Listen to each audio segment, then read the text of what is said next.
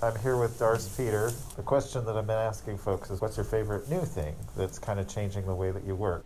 Right now I'm working off of an NVMe hard drive that just works super fast, and that's a great piece of hardware. What's MDME stand for? What is it? I don't know what it stands for. Host controller. Yes, a non-volatile memory host controller, which I knew from the top of my head. But I think like a lot of solid state generally moves around 300 megabytes a second, and NVMe can go over thousands. What does that help you do? Just speed, because if you're working with a lot of footage or 4K or high-res footage, editing playbacks can start getting really slow just because the computer can't read the footage fast enough.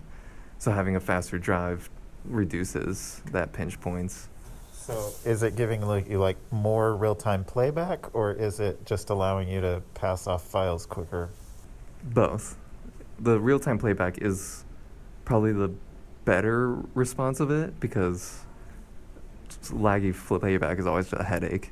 On the call sheet, you're listed as the DIT on this shoot also. So DITs unfortunately always get stuck wrapping after everybody's wrapped because they're copying off all these huge drives that go forever. Yes. So going off of a non-NVMe drive would take probably about half an hour to 40 minutes to copy the 250 gig card.